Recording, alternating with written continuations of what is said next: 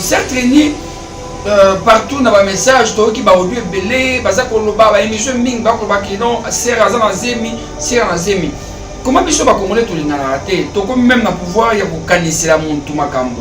Sera bato azar kitoko, sera bato embaka très bien, sera bato sambela makasi, sera bato nzemu na ye et celle qui bato belé va changer mais bazali koko sele makambo vraiment bazali koko sele serre bato ke azana zemi mais biso te dire fait tout le monde qui serre et bato azana zemi te ngala kendaki vraiment c'est ko luka serre ndako parce que biso vraiment RTNC na bango to la kate to sala ka toujours plaisir kaka pona ko laksa bino makambo ndenge zali information la source a za chaîne moto ko sakate to ba vérité alors serre bato na zemi te botika o tambusa serre bato na kombo ya mabe hein ko sele makambo ko sele zemi o ya zana ngote azana zemi yo muto pesa ki donc bon comité na pouvoir ya okansela zemi azana zemi muto za zemi en tout cas arrêtez cette histoire et ça fausse archi faux na histoire oyo alors affaire oyo ya serre na biso oyo vraiment Mireille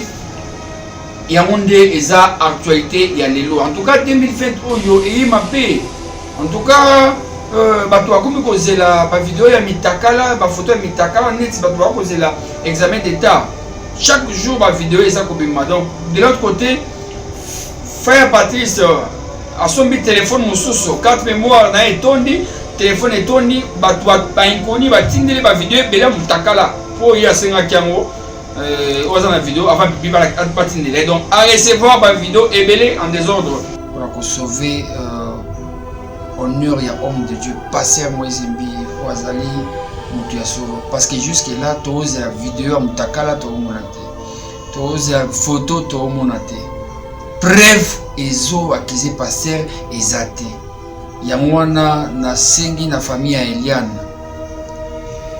nazali na $10,000 oyo na tukozo na banque ya mo awa parce que preuve ezate Eliane apparemment a besoin de Eliane ba franc congolais eza pona avocat na yo na bato oyo bazali ko pousser yo ko c'est la passer makambo parce que preuve eza jusque là bato baola la te bazo veiller autour ma base de la photo mutakala vidéo mutakala eza ko mona na te preuve eza te il y a pas de mutakalisation en tout cas je crois bien actualité misunga yo moko misunga tokate mutilinga la tezake yo moko misunga nga déjà na sadere nela sabu na koki na nga Turquie Suède nga na Suède mabe na sale fona kama la dina bella kaponga na si na sadere la pétrolière Grace Mandela voilà misunga ya Grace Mandela la pétrolière quoi donc ngai na si na sadere et ba misela matu bazape kuna na kosenga bukende kuna parce que ngai mo na sina sadere na ba mission na ngai misunga ya Grace Mandela la pétrolière misunga ezali mutuelle na biso ya santé ngai moko na ba mission na nga toza déjà na kati ya misunga ekopesa yo soin en cas de problème na mboka so pe sengi bima libanda et bimisio kaka misunga ya mama Grace Mandela allo ngaya wa santé eza misunga ah hey okatelinga lingala pona santé mwana mon fils pour ma santé misunga ah okatelinga lingala bandeko misunga ezali kokatela mutu lingala te ezali mutuelle de santé oyo epesameli na batu nyonso employé to non employé mutu nyonso oyo akoki kaka contribuer na mbongo mukie na fin du mois po ete mokolo akobela misunga ezwa soin na ye na bahôpitaux nyonso ya minene ya République démocratique du Congo soki maladi na yo bakoki kotraite yango awa na Congo te misunga akozwa charge na yo okende kozwa soin na bamboka lokola Afrique du Sud, Turquie, Suède, Russie to Inde kala mingi te na bamboka misusu soki mutu oyo misunga ezwaki charge na ye mpo na basoin nzambe akamati molimo na ye misunga akosokipe na mort na corbillard ata bandeko bazali libanda bakoki koadere bandeko na bango awa na Congo po ete bazwaka soin awa na mbongo bango bazali kofuta na misunga Ta santé, c'est ta vie. C'est un concept pour vraiment apprendre à chuchoter votre peau. La peau a besoin de la communication. La peau, elle n'a pas besoin d'être négligée. Chez Grâce Beauté Cosmétique Paris, nous travaillons pour la restauration de la peau. Ensemble, là, on confectionne des produits cosmétiques pour la peau mate, la peau métisse, pour les enfants, pour les hommes, pour les femmes, aussi pour les femmes enceintes. Quand vous arrivez chez Grâce Beauté Cosmétique Paris, posez vos bagages. On s'occupe de tout, on s'occupe de la restauration, on s'occupe de comment vous allez communiquer avec votre peau en toute sérénité. Une plante verte d'Amazonia. Si vous avez les soucis de votre peau, vous voulez une meilleure retraite pour votre peau, vous voulez avoir le langage de la peau, venez chez Grâce Beauté Cosmétique Paris. N'hésitez pas, contactez-nous sur notre WhatsApp au 0033 6 23 22 73. Toute l'équipe Grâce Beauté sera à votre service. Beauté. Suivez Elengi à Congo pour avoir toutes les informations concernant l'actualité congolaise. Pour l'organisation de mariages, anniversaires, soirées, animation DJ, maître des cérémonies, un service traiteur, sans oublier un chariot nouvelle technologie pour vos mariages et entrées gâteaux. Pour plus d'infos, contactez Elengi à Congo TV. Subscribe Elengi à Congo. Na Elengi à Congo TV. Toko diembe la biso tu. Toko diembe la biso nyonso. Toko diembe la biso nyonso.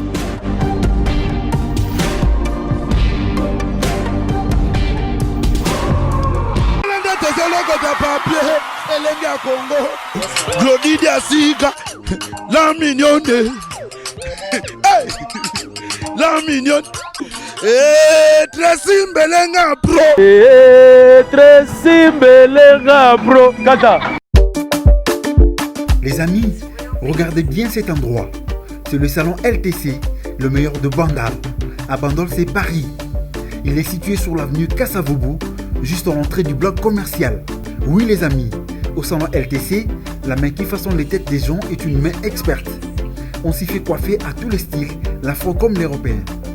Et oui, ce coiffeur talentueux qui officie au salon LTC, c'est Fernando Mbaya, la garantie du traitement de vos cheveux. En plus, Fernando Mbaya est un expert en coiffure mixte. Chez lui, c'est le grand art, la coiffure haut de gamme. Au salon LTC, la coiffure est élevée au niveau supérieur. Aujourd'hui, le salon LTC reste la seule référence de la coiffure à Kinshasa. Et oui les gars, à l'unanimité, reconnaissons qu'il est le meilleur.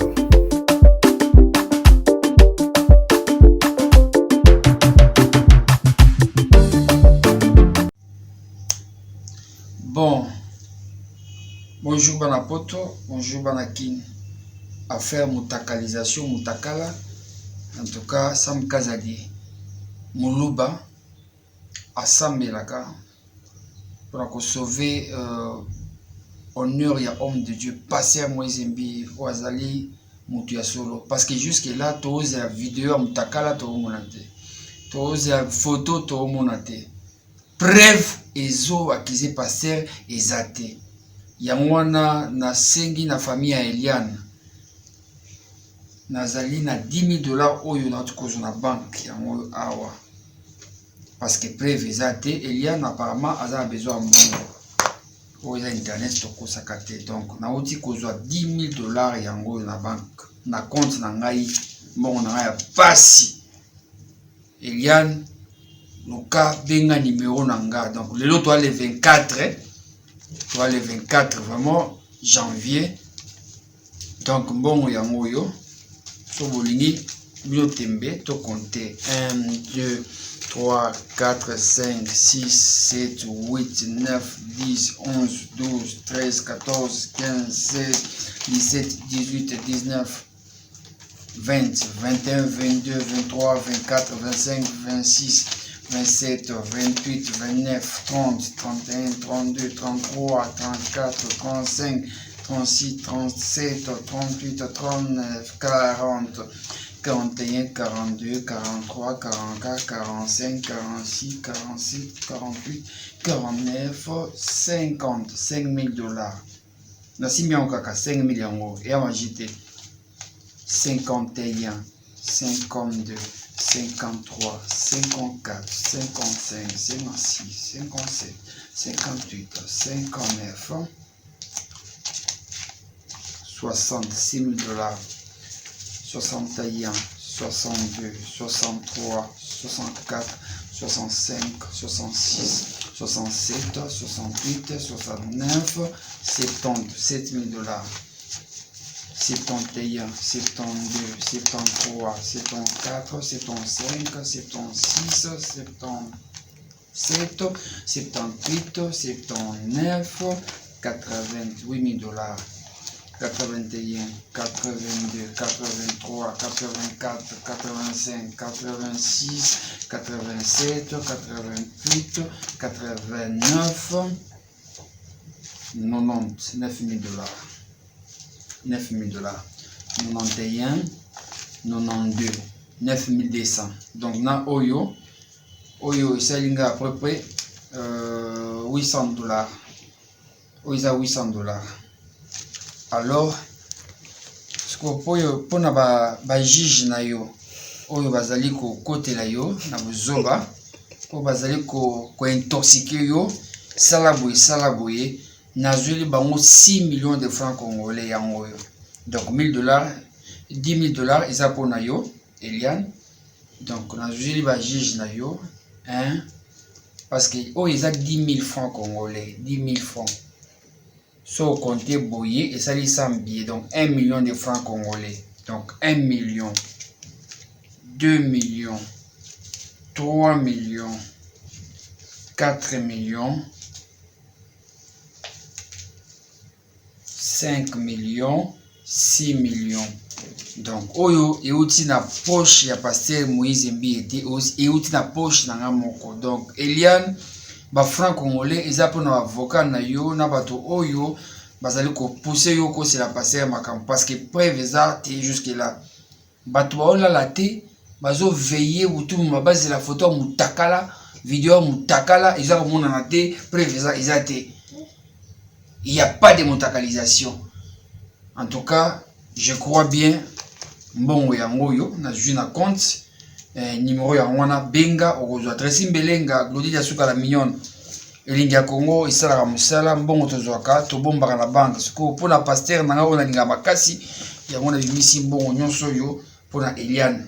Donc bato banyongo bazate o paza video na mutakala abimisango o video mutakala po mikolo na kine komi opération zongola ex na yo. Donc si vous avez un ex na moi kala dans photo na yo ok c'est pardon bo bongisa po o banga publier o yangeza te so ezali ba ma publier. Bonjour mesdames et messieurs, vous êtes sur www.elingacongo.com, la RTNC des chaînes YouTube number 1, 153 000 abonnés déjà opérationnels.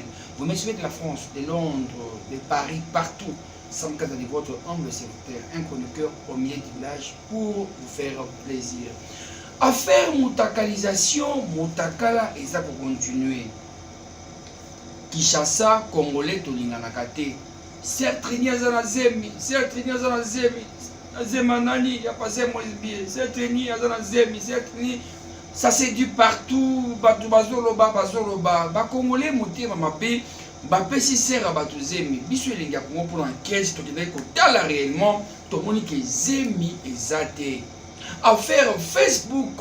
Le pasteur Moïse Mbi, la réserve de l'Éternel, a bloqué compte Facebook na ye to éviter pour na nini ye est-ce que ye moko muto a bloqué topé ezali ba pirater ye. En tout cas aza actuellement na voyage pour ça va clip mais Facebook na ye eza kolekate vraiment ça nous fait très mal.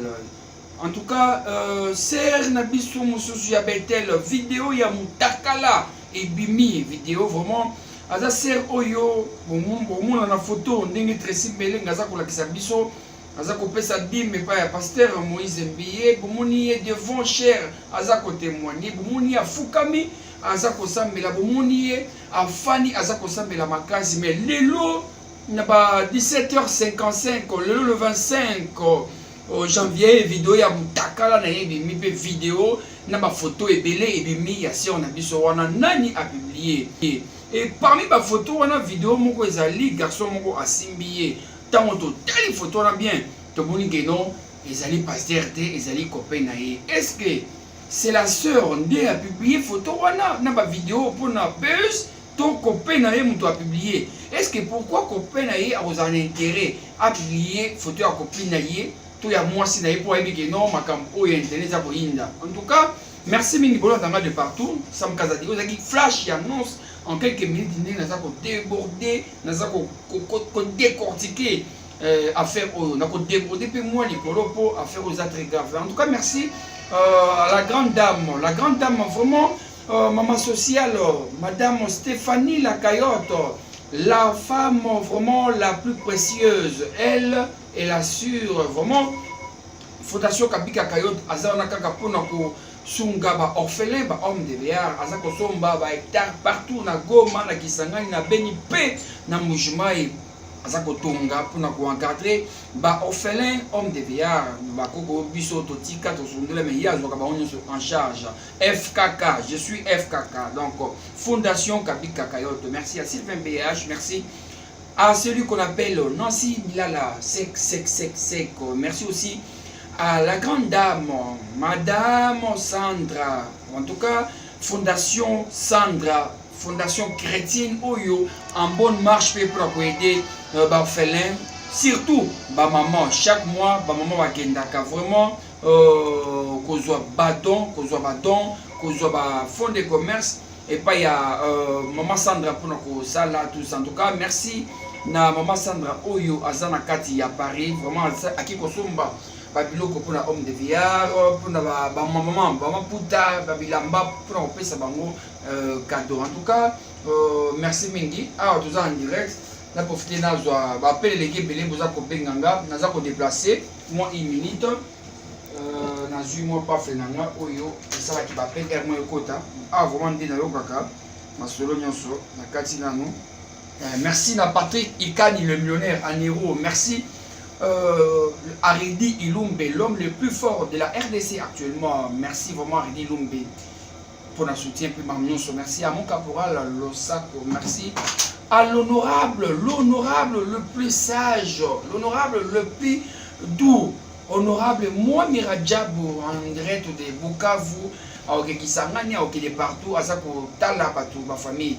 Merci aussi à l'honorable Nanou Nembaki Kambuji, Namasengo.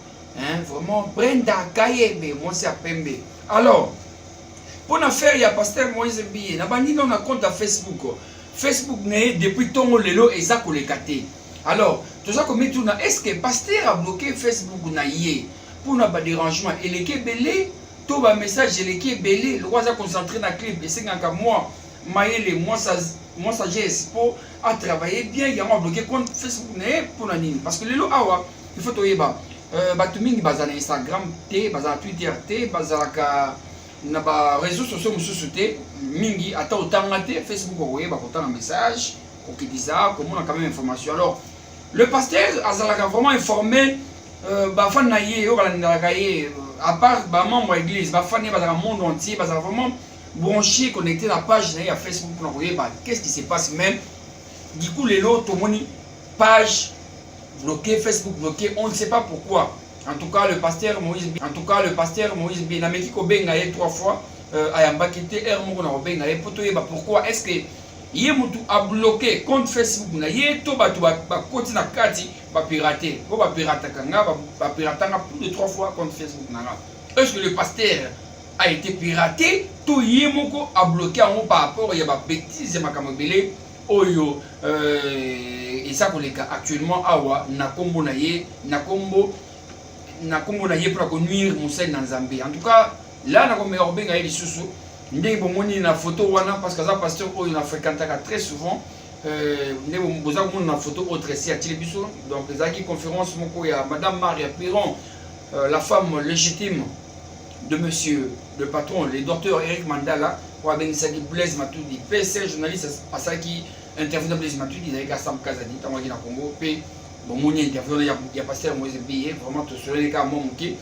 Et vraiment, Tokulgato Yeba, en tout cas, et ça vraiment très grave, comment Facebook a pasteur et ça pour les cater.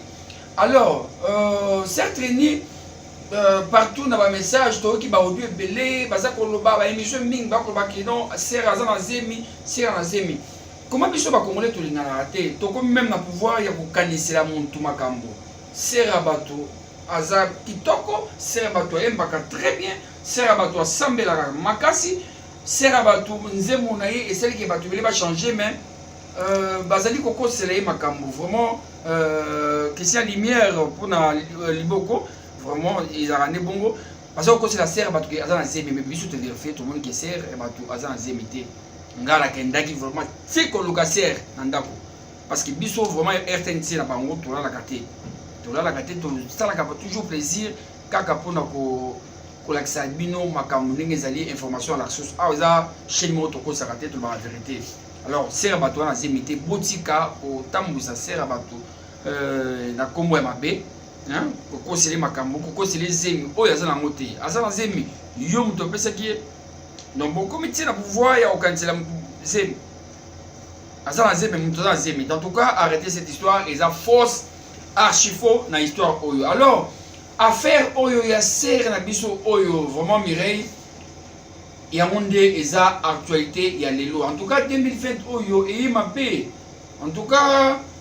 Bato akomi kozela ba vidéo ya mitakala ba photo ya mitakala net bato akozela examen d'état chaque jour ba vidéo eza kobima. Donc de l'autre côté frère Patrice asombi téléphone mosusu carte mémoire na etondi téléphone etondi bato ba inconi ba tindeli ba vidéo bela mutakala po ya senga kiango oza na vidéo avant bibi ba patindeli. Donc à recevoir ba vidéo ebele en désordre, arrêtez à séduire Moussa Nanzambé fait Patrice Zara fidèle à moi Sinaye, maman Esther au biso tout en tout cas Botika ce vidéo ça qui est bon nous cahier la qui c'est que non montre oh ya salama boye na ina publier vidéo passer au bini au peso mo loko ndenge bo mona ki na image wana o ngamoko na kenda ina compte na na misi $10,000 pour on peut ça vraiment na Eliane P 7 millions de francs congolais au esali ba $4,500 pour on peut ça ba avocat na et puis ba oyo baza ko influencer na mabe et puis boye baka vraiment ceux qui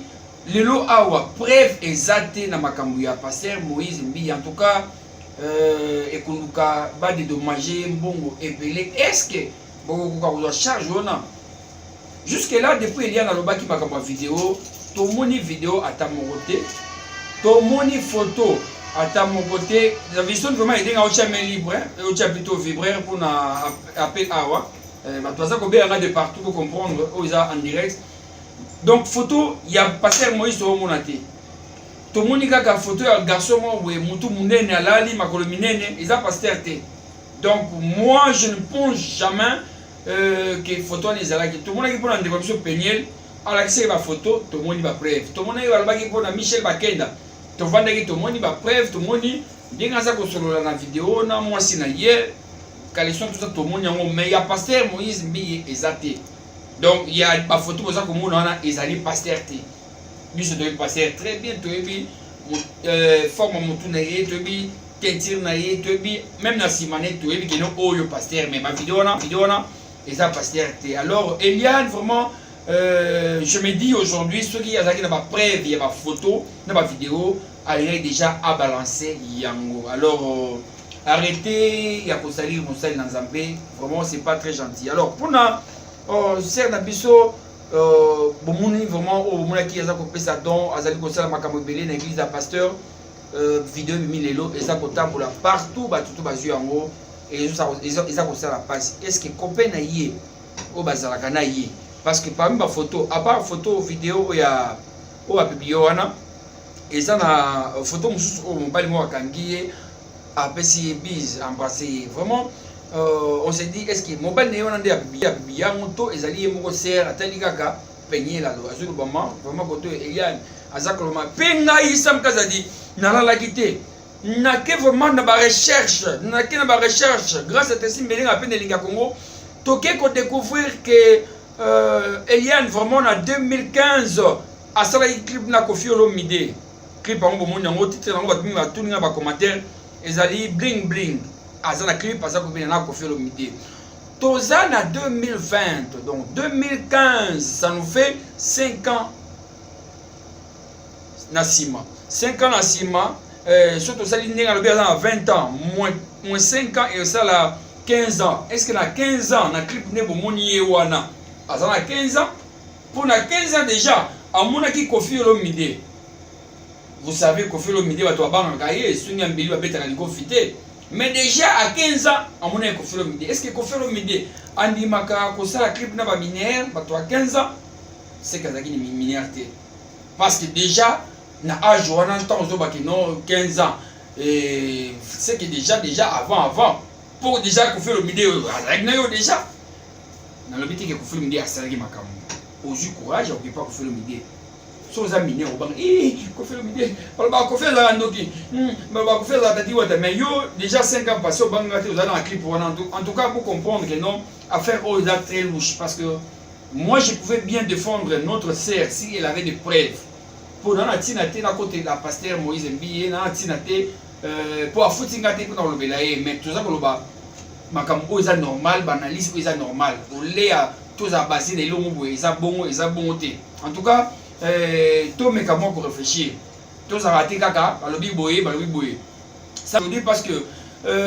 sur total bien depuis wenge bandati lelo musicien mongote a wenge tomona mutakala bimi vidéo bimi tomona railo roté mais ezala werason ezala jimé piana ou azé quoi Koffi Olomide papa wemba bamadilo batika biso batabule batika biso tomona jamais histoire ya bamitakala mais lelo actuellement awa et yé n'avant mususu mais et pas ba profanité mais et pas ba chrétien ça nous fait vraiment très mal aujourd'hui et batu baza ko ba mingi pona ser na biso rabi et l'obami partout dans Facebook abi cité Bethel batu bazaki mingi te moi ça me kazadi nakenda ki dimanche ko samba na église il y a pasteur Moïse bien en tout cas na moni batu ebele lisusu et puis en tout cas cité Bethel eza na basi na moni basera kitoko ba métis ebele il y a on a fait rigola à l'ingara église Bethel makas pour faire rigola à place mingi basera bazali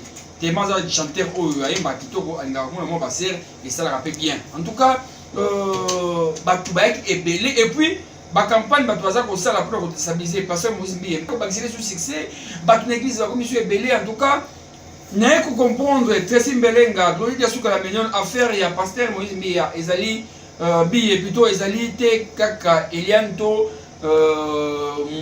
la certo mutu moko eza clique moko il y a ba pasteur moko o balingaka ete il y a ba chanteur mususu balingaka ete ba sali clique pour na ko nuire pour na ko déstabiliser Moussa Nzambe mais place Nzamba tie le boko na ye atayo mutu mokelo ye et aussi mbaté je crois en bref la peste no résumé général ya makamone eza koleka beaucoup tu ko s'abonner na elenga Congo si tout bobenga na numéro affiché na barrière sur la bino aux audio tina na WhatsApp toyoka ensemble na ba monde entier pour toujours comme ça la qui makambo ekende liboso actuellement ata oyambi président États-Unis ato yambi mutu moti lola kitaki bato otala te bato bazo la baye ba suite ya makambo ya pasteur Moïse Mbiye ya cité Bethel les a passé cité Bethel pasteur Moïse Mbiye en tout cas ngasa mkazadi na ngabino makasi nazana pesa no information ndenge eza kokende bobenga ngate pour kotinda ba vidéo te ba vidéo nyonso nga déjà avant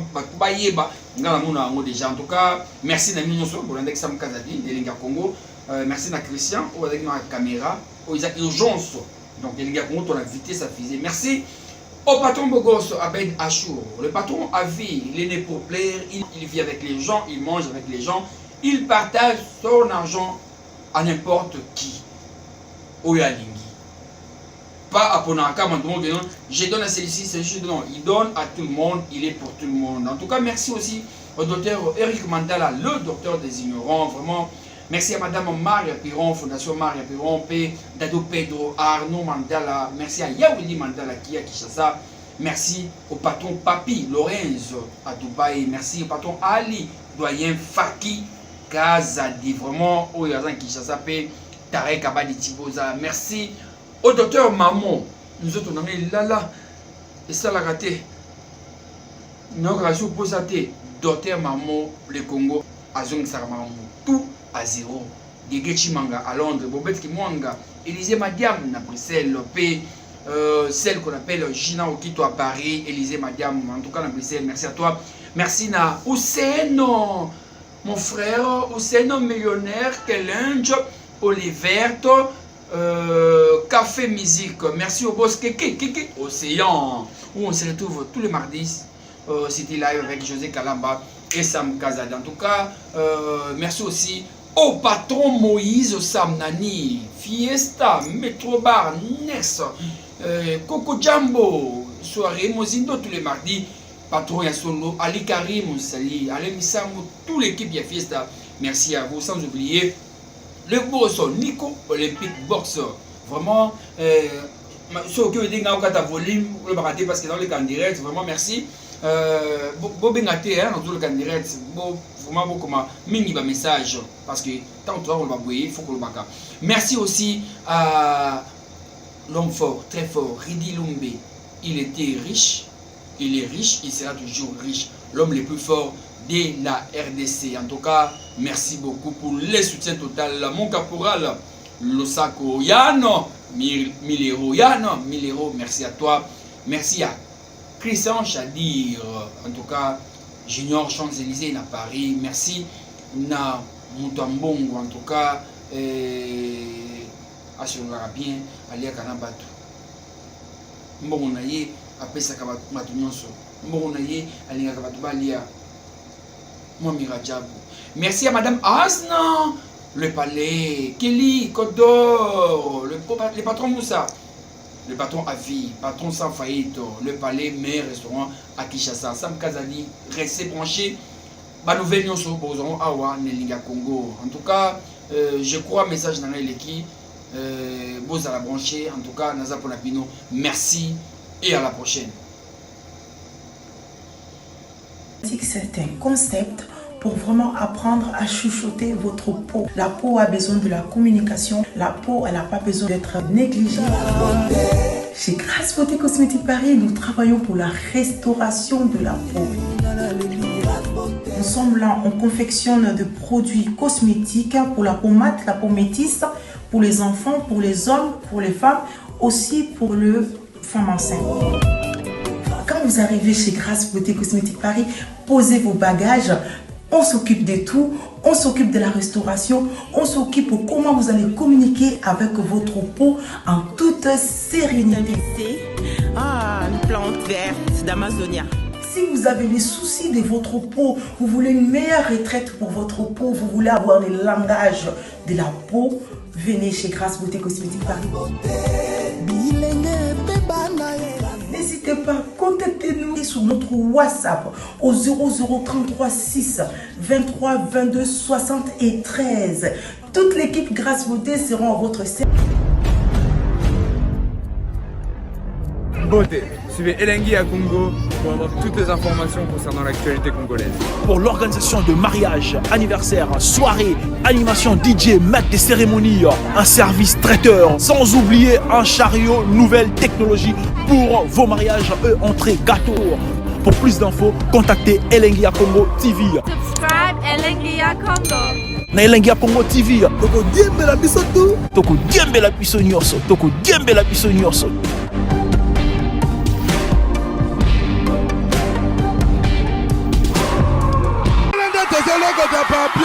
Elengi à Congo, Glody Diasiga, la mignonne, hey, la mignonne, très simbelenga bro, très simbelenga bro, Kata. Les amis, regardez bien cet endroit. C'est le salon LTC, le meilleur de Bandal. À Bandol, c'est Paris. Il est situé sur l'avenue Kassavoubou, juste à l'entrée du bloc commercial. Oui les amis, au salon LTC, la main qui façonne les têtes des gens est une main experte. On s'y fait coiffer à tous les styles, l'afro comme l'européen. Et oui, ce coiffeur talentueux qui officie au salon LTC, c'est Fernando Mbaya, la garantie du traitement de vos cheveux. En plus, Fernando Mbaya est un expert en coiffure mixte. Chez lui, c'est le grand art, la coiffure haut de gamme. Au salon LTC, la coiffure est élevée au niveau supérieur. Aujourd'hui, le salon LTC reste la seule référence de la coiffure à Kinshasa. Et oui les gars, à l'unanimité, Reconnaissons qu'il est le meilleur.